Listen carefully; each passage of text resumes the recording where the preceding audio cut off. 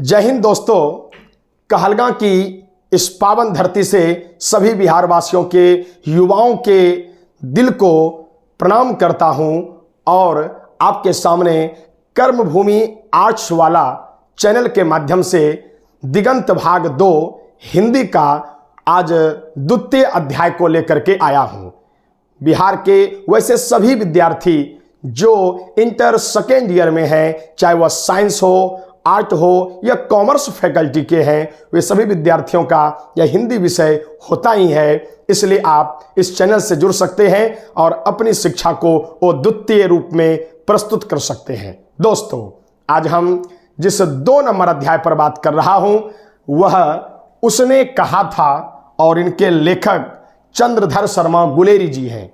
चूंकि यह objective class का सेशन है, इसलिए केवल वस्तुनिष्ठ प्रश्न को ही मैं हल करूंगा दोस्तों। लेकिन अधिक कुछ संक्षेप में बात कर लिया जाए तो यह उसने कहा था तकरीबन 100 वर्ष पहले प्रथम विश्व युद्ध की पृष्ठभूमि पर लिखी गई अद्वितीय मार्मिक प्रेम पर आधारित यह कहानी है।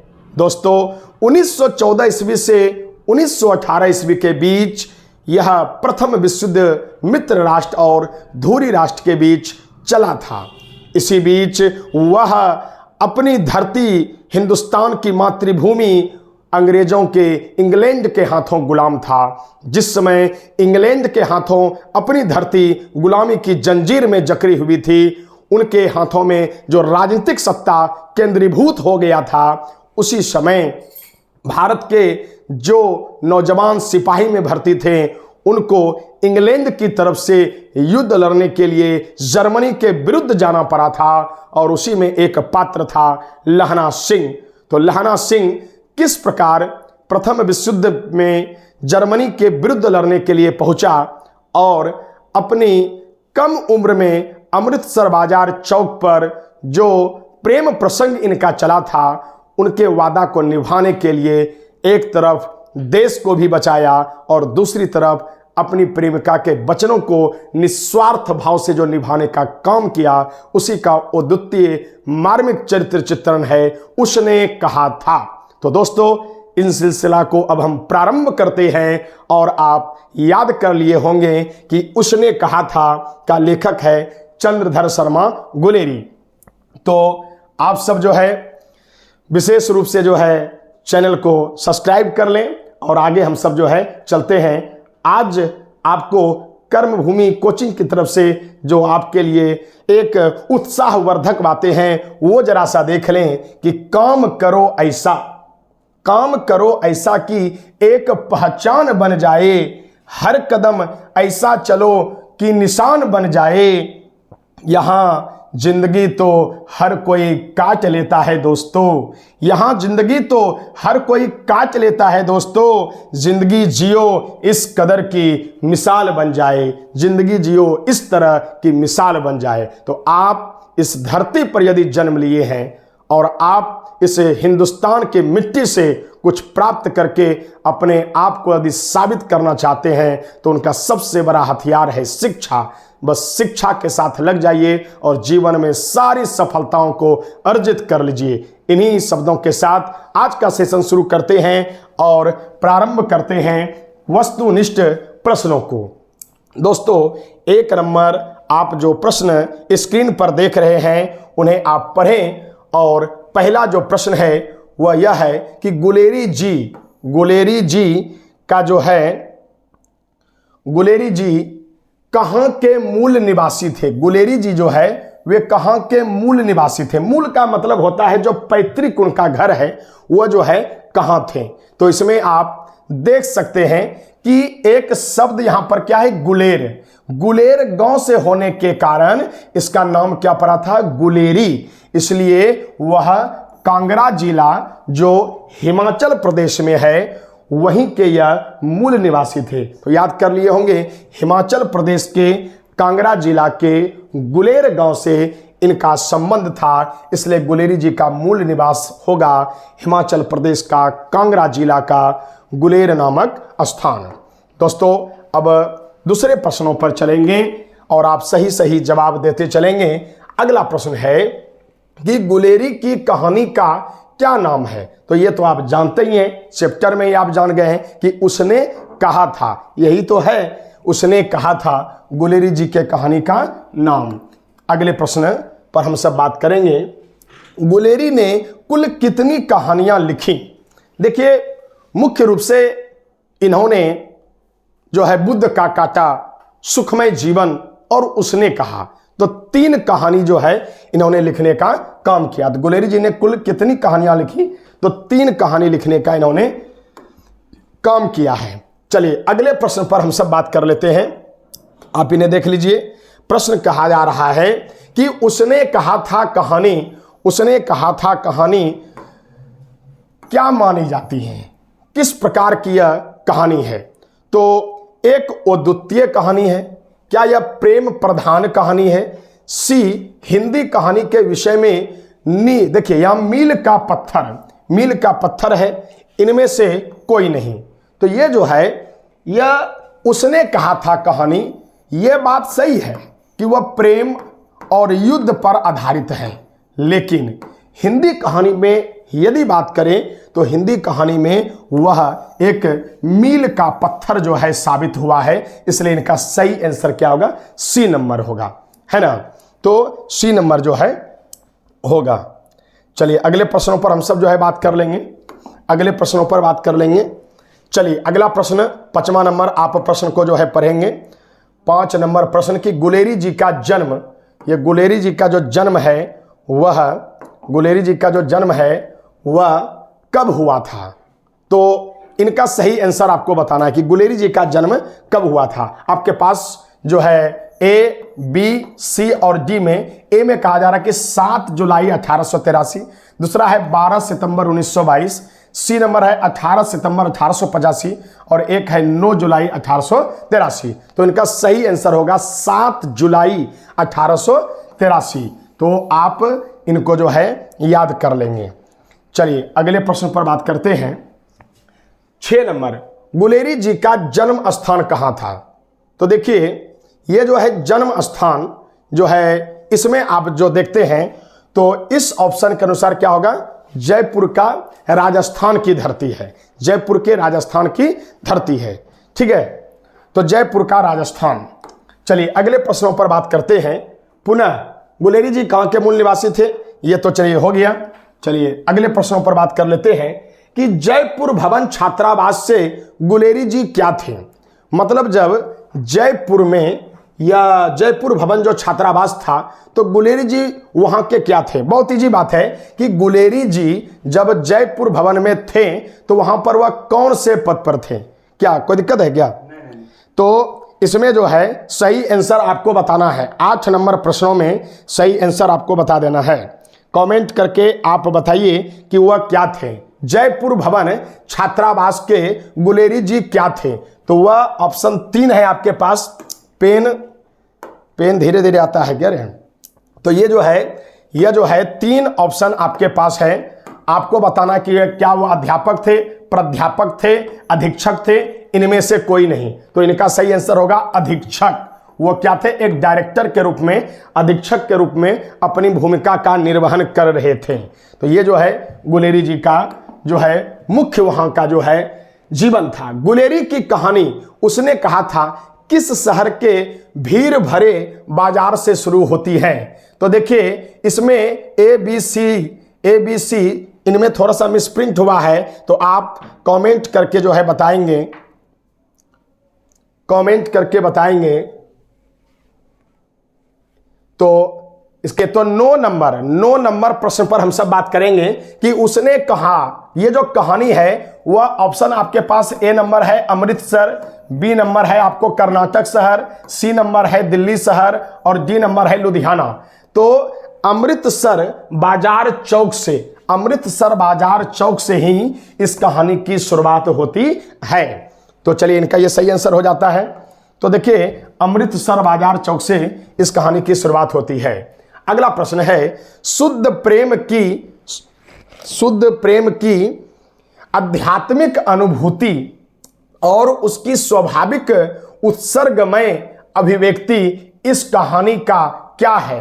तो देखिए कोई भी जो फिल्म भी बनता है, कोई भी जो कहानी जो बनता है, कुछ भी, तो उसमें कथानक होता है, कथ्य होता है। तो कथ्य का मतलब उद्देश्य, किसी भी कहानी को जो महान बनाता है उनका उद्देश्य, वो जनता को संदेश क्या क्या देना चाहते हैं। तो इसलिए जो है इनका जो सही आंसर होगा वह क्या होगा? कथ्य होगा। सही आंसर होगा कथ्य। चलिए अगला प्रश्न है, इनमें कौन सी रचना गुलेरी जी की नहीं है? आसान से आप समझ सकते हैं कि गुलेरी जी ने 3 प्रमुख कहानी लिखा है। एक तो सुखमय जीवन, दूसरा है उसने कहा था, और एक है बुद्ध का कांटा। तो इनका जो आप ऑप्शन छांट सकते हैं वह है तिरिच। तिरिच गुलेरी जी की रचना नहीं है, यह तिरिच जो है उदय प्रकाश की रचना है। तो इसलिए इनका सही आंसर नहीं है। तो इसमें तिरिच क्या होगा कि बिल्कुल उनकी रचना नहीं है। चलिए अगले प्रश्न पर बात करते हैं।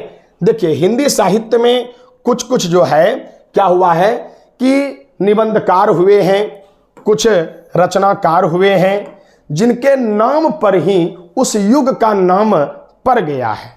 तो उसमें जो है आप देखते हैं कि गुलेरी जी है ना किस युग के प्रमुख निबंधकार हैं। तो इसमें छायावाद है, प्रेमचंद युग है, द्विवेदी युग है और भारतेंदु युग है। तो इनका सही आंसर क्या होगा? भारतेंदु युग। भारतेंदु युग, तो यह भारतेंदु युग होगा, इनको याद कर लेंगे। चलिए अगले प्रश्न पर बात करते हैं। उसने कहा था कहानी पर फिल्म, उसने कहा था कहानी पर जो है यह फिल्म, यह तो हो गया क्वेश्चन।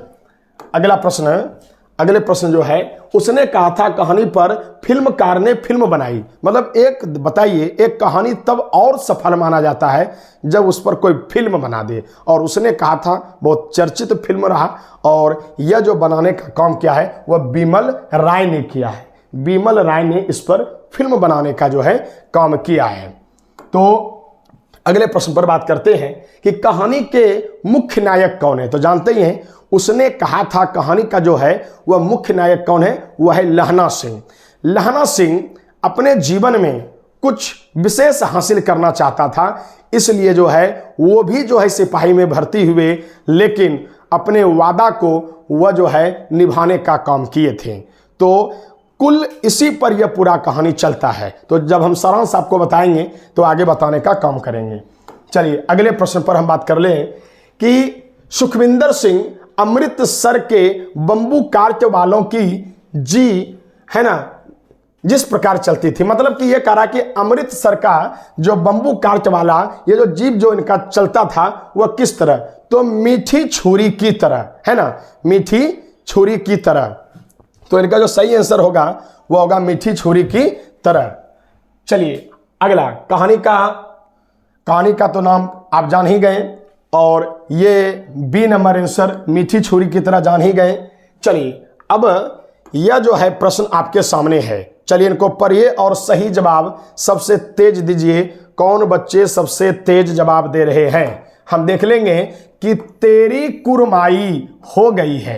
ये देखिए, जब लड़की को अमृतसर बाजार चौक पर उन्हें टमटम बग्घी से बचाने का काम लहना सिंह करते हैं, तो एक भावनात्मक उनके साथ प्रेम जुट जाता है। जब जब दोनों लड़का लड़की आपस में मिलते हैं किसी चौक पर, किसी दुकान पर, तो पूछ ही लेते हैं लहना सिंह कि क्या तेरी कुरमाई हो गई है।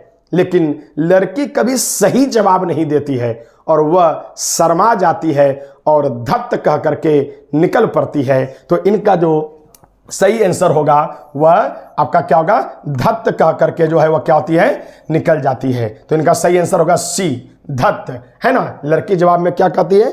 धत्त जो है कहती है। चलिए अब अगले प्रश्न पर बात करेंगे।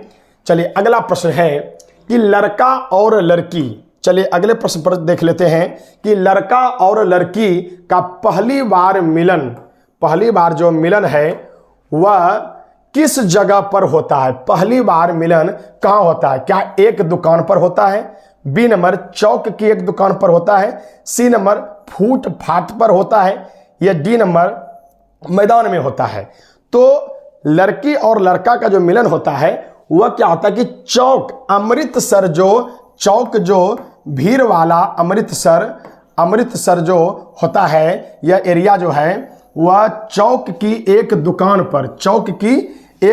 पर उनको जो है पहली बार मिलन होता है जब उन्हें बचाने के लिए जाते हैं। चलिए अगले प्रश्न कि वजीरा सिंह पलटन का कौन था। तो ये जो वजीरा सिंह है वह पलटन का कौन था, सही आंसर आप देंगे। पलटन का कौन था, तो पलटन का ऑप्शन ए है, एक विदूषक था या फिर एक सूबेदार था या एक संतरी था या एक सिपाही था। तो इनका जो सही आंसर होगा वह एक विदूषक था। तो वजीरा सिंह जो है पलटन का एक विदूषक था। चलिए अगले प्रश्न पर हम सब चलेंगे। चलिए तेजी से आप जवाब देते चलेंगे। ये जवाब आपको देना है, क्या देना है आपको जवाब, कि प्रश्न कह रहा है कि निमोनिया से मरने वालों के लिए क्या कहा गया है। देखिए ये जो है एक प्रसंग है। ये प्रसंग क्या है कि व्यंग्यात्मक शब्द है। तो आप ये जो निमोनिया से मरने वाले को है ना क्या नहीं मिला करते, तो वहां उनके दोस्तों ने उस पर व्यंग किया है कि बेटा तुम जो यह कर रहे हो कि लहना सिंह जो है जिस लड़की से प्रेम करते थे, आप जानते हैं कि उनका विवाह जो है वह हजारा सिंह से हो जाता है। और हजारा सिंह का एक बेटा भी है बौधा सिंह, और वह विश्व युद्ध के लड़ाई में गए हैं और वह बौधा सिंह बीमार पड़ जाता है और बौधा सिंह की ड्यूटी खंदक के बाहर उतनी ठंडी में वह जो है लहना सिंह करने लगता है। तो लहना सिंह का जो दोस्त होता है वो जानता है कि तुम ये जो ड्यूटी निभा रहे हो किसका निभा रहे हो, इसलिए कहता है कि बेटा तुम जो ये कर रहे हो, दोस्त को ये कह रहे हैं कि तुम जो ये कर रहे हो ना, तो याद रखना कि निमोनिया से मरने वालों के लिए याद रखना मुरब्बा नहीं मिला करते हैं, उसको मुरब्बा मिलते नहीं है। यहाँ मुरब्बा का दो अर्थ है। एक मुरब्बे का अर्थ होता है चकौर जमीन से, अरबी भाषा में इनका अर्थ होता है चकौर जमीन से, क्योंकि सिपाही को शहीद होने के बाद जो है पहले जमीन भी मिला करती थी। और यहाँ पर एक मुरब्बे का अर्थ है मिठाई से, या जो है इस प्रकार का किसी भी प्रकार के मीठा से, कि तुम यदि बीमार पड़ जाओगे तो याद रखना वहाँ मिठाई नहीं मिलेगा, वहाँ कड़वी दवाई ही मिलेगा। तो इसलिए यहाँ व्यंग में दो शब्द आते हैं। तो दोस्तों यदि आपको यह ऑब्जेक्टिव, महत्वपूर्ण ऑब्जेक्टिव बेहतर लगता है, परीक्षा के दृष्टिकोण से शानदार प्रश्न का प्रस्तुति आपको दिया गया है, इससे बाहर कोई भी प्रश्न नहीं आ सकता है, तो इसलिए आप तहे दिल से इनको शेयर भी कीजिए, सब्सक्राइब भी कीजिए, लाइक भी कीजिए, और आपको कैसा लग रहा है, यह सुधार कैसा करना चाहिए, उनका कमेंट भी आप लिखिए ताकि हम और बेहतर तरीके से प्रस्तुत कर सकें। तो दोस्तों आगे हम जो है चलेंगे अगले प्रश्न पर। अगला प्रश्न कह रहा है कि सूबेदारनी के बेटे का क्या नाम था। अभी तुरंत आपको हम बच्चों आपको अभी हम तुरंत जो है बताएं कि ये जो सूबेदारनी है उसके बेटे का क्या नाम था। ऑप्शन हजारा सिंह। तो सूबेदारनी कौन है, वही लड़की है जिनसे कि लहना सिंह क्या कर रहे थे, प्रेम। लहना सिंह का भावनात्मक प्रेम, आज के तरह का प्रेम नहीं, भावनात्मक प्रेम कर रहे थे लहना सिंह। तो लहना जिस लड़की से प्रेम कर रहे थे वही सूबेदारनी थी, और सूबेदारनी का विवाह किसके साथ हुआ था, हजारा सिंह के साथ हुआ था। इसलिए उनका जो ये दोनों का जो पुत्र था उनका नाम बताना है, तो ये तो पक्का होगा ही नहीं। B number Kartar Singh, C number Lahna Singh. तो लहना सिंह तो स्वयं है, तो आप क्या आंसर लगाइएगा, डी नंबर बौधा सिंह। चलिए अगले प्रश्न पर बात करते हैं कि बचपन के बाद लहना सिंह की भेंट लड़की से कब होती है। तो आप समझ लीजिए एक लंबा अंतराल है, और लंबा अंतराल यह है कि जब छुट्टी हो जाता है कि अब तो प्रथम विश्व युद्ध के मोर्चे पर जाना है, और लहना सिंह भी गांव आता है, सूबेदार हजारा सिंह भी जब गांव आते हैं, तो छुट्टी के समय जब लहना सिंह अपने घर से रिटर्निंग हो करके जाने लगते हैं, हजारा सिंह के घर के वहाँ बुलाया गया था, वहाँ से तो पहली बार वहाँ मुलाकात होती है। मतलब प्रथम विश्व युद्ध के मोर्चे पर, प्रथम विश्व युद्ध के मोर्चे पर। चलिए, तो सही आंसर क्या होगा? प्रथम विश्व युद्ध के मोर्चे पर।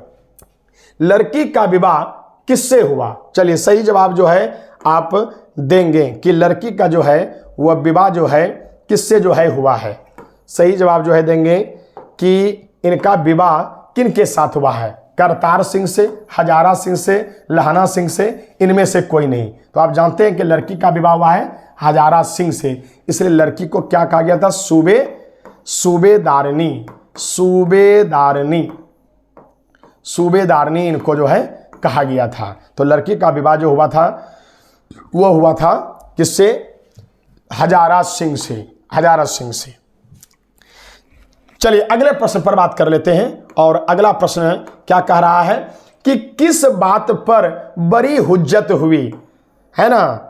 अंग्रेज के जमाने के जेलर हैं, अंग्रेज के जमाने के जेलर हैं। मतलब मेरे साथ जो है कुछ लोग चलो, 5 आगे चलो और 5 पीछे चलो, लेफ्ट राइट करो और मेरे साथ चलो। पता चला कोई बचवे नहीं किया उनके साथ। 10 ही पुलिस है, कहा गया कि 5 आगे चलो, 5 पीछे चलो और कुछ मेरे साथ चलो, तो कोई बचा ही नहीं। वही बात इनके साथ हो गया कि किस बात पर बड़ी हुज्जत हो गई?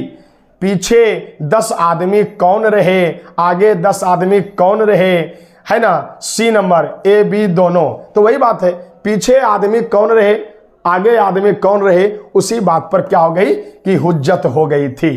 तो यह युद्ध के मोर्चे की जो है यह कहानी है। तो आप समझ गए होंगे।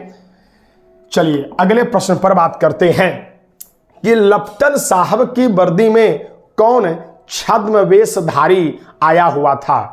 देखिए, लहना सिंह जिस रेजिमेंट के सिपाही थे, 77वें रेजिमेंट के, तो वहाँ पर एक पदाधिकारी भी था और वो पदाधिकारी वहीं उनको मिलने वाला था। लेकिन लहना सिंह जो युद्ध करने के लिए गए थे, लहना सिंह जो युद्ध करने के लिए गए थे, वह तो इंग्लैंड की तरफ से गए थे। जो इंग्लैंड जो है, जो इंग्लैंड भारत को कब्जा किया हुआ था, उन्हीं के तरफ से गए थे। किसके विरुद्ध? तो जर्मनी के विरुद्ध युद्ध लड़ने के लिए गए थे।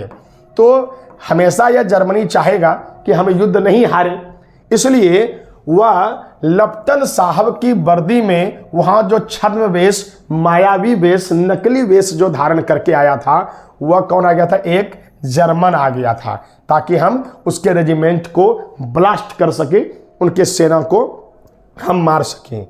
चलिए दोस्तों अगले प्रश्नों पर बात करेंगे कि लप्टन साहब की वर्दी में, यह तो हो गया लप्टन साहब की वर्दी में। चलिए अगले प्रश्न, लहना सिंह ने मरने से पूर्व किससे पानी मांगा था? तो कहानी जो आप सुने हैं, तो आपको यह बताना है कि वह किससे जो है पानी मांगा था। तो ऑप्शन ए है बौधा सिंह, ऑप्शन बी है लप्टन, है ना, लप्टन सिंह, चाहे वह लप्टन सिंह, ऑप्शन सी है वजीरा सिंह, वजीरा सिंह, और ऑप्शन डी है हजारा सिंह। तो किससे वह पानी मांगे थे? तो वह अपने दोस्तों से पानी मांगे थे। तो सही आंसर क्या होगा? वजीरा सिंह, वजीरा सिंह से जो है वह पानी मांगे थे। तो सही आंसर होगा इनका वजीरा सिंह। चलिए अगले प्रश्नों पर हम सब बात करेंगे। अगला प्रश्न है, लहना सिंह कितने नंबर राइफल्स में जमादार थे? तो अभी जैसा आपको हम बताएं 77 सिख राइफल्स में वह जमादार के पद पर थे। 74 है, बी ऑप्शन 77 है, सी 75 है और डी 78 है। तो सही आंसर क्या होगा? 77वें सिख राइफल्स के वे जमादार थे। चलिए अगले प्रश्न पर बात करते हैं। चलिए अगले प्रश्न को बड़े आसान तरीके से आप बताने का काम करेंगे। अगला प्रश्न कह रहा है कि सूबेदारनी ने लहना सिंह से क्या भिक्षा मांगी थी? 25 वर्षों के बाद जब पूर्व प्रेमिका से लहना सिंह का मुलाकात होता है, पहचान होती है, तो एक भावनात्मक प्रेम उभर पड़ता है और यह भावनात्मक प्रेम है, इसलिए इस प्रेम में स्वार्थ नहीं है। लहना सिंह कुंवारे हैं, सूबेदारनी का विवाह हो गया है, उनके पुत्र बौधा सिंह आर्मी में भर्ती हो गया है, लेकिन लहना सिंह उस लड़की के लिए कुंवारे ही रह गए हैं। लेकिन फिर भी जब सूबेदारनी यह कहती हैं कि लहना तुम बहुत ही ताकतवर हो, तुम बहुत ही बुद्धिमान हो, तुम बहुत ही साहसी हो, और तुम जिस प्रकार हमको अमृतसर बाजार चौक पे बचाने का काम किए थे, ठीक उसी प्रकार आज वह मौका है। आप जो युद्ध पर जा रहे हैं, आप हमारे पति हजारा सिंह और पुत्र बौधा सिंह की रक्षा करना। ये जो आंचल फैला करके भिक्षा मांगी थी, उस सूबेदारनी ने उसी को पूरा करने का काम मरते दम तक किया। लहना सिंह को इस प्रेम में कुछ भी नहीं मिला, सूबेदारनी को सब कुछ मिल गया, लेकिन फिर भी प्रेम की भावना दोनों के बीच अमृत हो गया। यही है सच्चा और मानवीय प्रेम। तो इसलिए इन उत्तर में आप देखेंगे कि मेरे प्यार की रक्षा करना, मेरे पति को युद्ध में बचाना, पति और जो है बेटे को बचाना, इनमें से कोई नहीं। तो पति को भी बचाना है और बेटे को भी बचाना है। सही आंसर क्या होगा? C number. तो आप समझ गए होंगे। चलिए अगले प्रश्न पर बात करते हैं। लहना सिंह का सिर किसकी गोद में था? लहना सिंह जब युद्ध के अंतिम समय में वह गोली के शिकार हो गए थे दोस्तों, और वह समझ गया था कि अब मेरे जीवन का अंत है।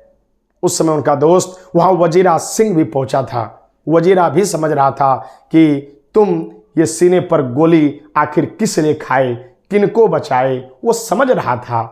लेकिन वह उनसे पानी मांगता है, और जब पानी मांगता है तो निश्चित तौर पर जब वजीरा पानी लेकर के आता है और उन्हें पिलाने लगता है, तो वजीरा सिंह की गोद में अंततगत्वा जो है वह अपना जीवन का अंतिम क्षण को व्यतीत करते हैं। तो इनका सही आंसर होगा वजीरा सिंह।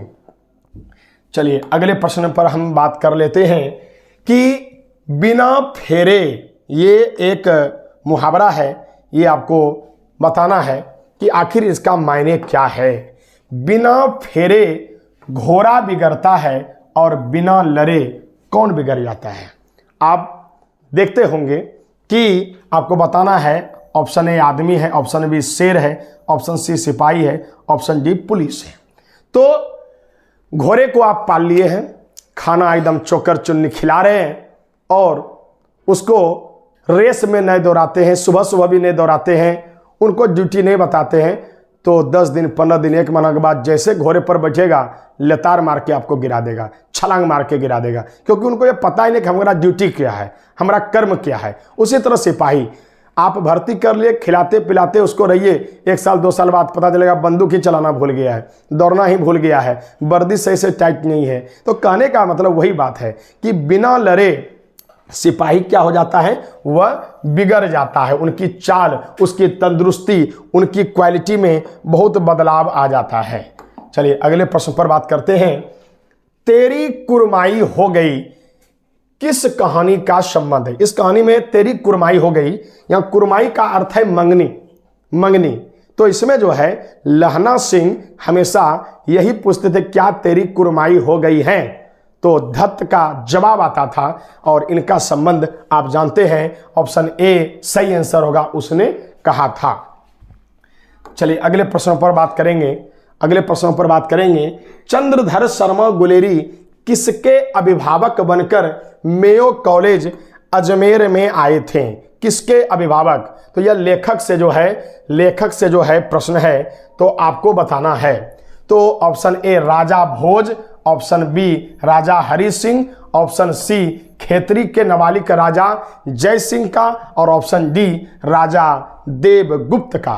तो दोस्तों ये जब कवि पढ़ाई कर चुके थे, श्रेष्ठ शिक्षा प्राप्त कर लिए थे, तो उनकी श्रेष्ठता का अंदाज आप इसी से लगा लीजिए कि खेतरी के नवालिक राजा जय सिंह का अभिभावक बनकर मेयो कॉलेज अजमेर में आए थे। तो ये है शिक्षा का ताकत।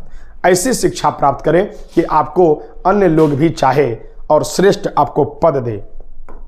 चलिए अगले प्रश्नों पर बात करते हैं। अगला प्रश्न है, ये आप समझ गए हैं कि बिना फेरे घोड़ा बिगड़ता है और बिना लड़े सिपाही, यह पंक्ति किस कहानी से है? तो इसका आंसर आप जानते ही हैं, उसने कहा था। चलिए, उसने कहा था। अगले प्रश्न पर बात कर लें। उसने कहा था शीर्षक कहानी के लेखक कौन है? तो आपको याद ही है, चंद्रधर शर्मा गुलेरी। उसने कहा था कहानी में लहना सिंह कहाँ का रहने वाला था? तो ये जो है आपके पास, चूंकि आप यदि अध्याय को पढ़े हैं, तो आपको यह बताना है यह प्रश्न कि आखिर उसने कहा था कहानी जो है वह लहना सिंह कहाँ का रहने वाला था। आपके पास ऑप्शन है कालानौर का, ऑप्शन बी है रंजीत बाग का, ऑप्शन सी है मगरे का, ऑप्शन डी है माझे का। तो माझे का है कि मगरे का है कि रंजीत बाग का है कि कालानौर का, आपको कमेंट करके बताना है। आप अपने नाम अपने गांव के साथ कमेंट करके बताएं, ताकि आप जो लिखें हम भी समझ पाएं कि मेरा कौन विद्यार्थी कौन वीडियो देख रहा है और कौन कौन सही जवाब दे रहा है। तो दोस्तों, इसी तरह जो हिंदी का सिलसिला अभी शुरू हुआ है, 1 नंबर अध्याय और यह 2 नंबर अध्याय हुआ, उनका वस्तुनिष्ठ प्रश्न, महत्वपूर्ण प्रश्नों को हम कराए हैं। तो इनको आप याद रखिएगा और इनको चैनल को भी सब्सक्राइब कीजिए, लोगों के साथ शेयर कीजिए और इन्हें बिल्कुल याद कीजिए। ये आपके 2024 में जो परीक्षा होने वाली है उसमें आपको सफलता की उच्चतम सीढ़ी पर पहुंचाने का काम करेगा। मेरा ऑफलाइन बैच कहलगांव में प्लेटफॉर्म नंबर 2 जो कहलगांव स्टेशन है वहाँ निकट जो है दुर्गा मंदिर के पास चल रहा है। और यदि आप विस्तार से कहानी को समझना चाहते हैं, जानना चाहते हैं और सफलता का पंचम लहराना चाहते हैं, तो आप मेरे मोबाइल नंबर पर भी कांटेक्ट कर सकते हैं और आप आ सकते हैं। शुभ रात्रि, जय हिंद, जय भारत।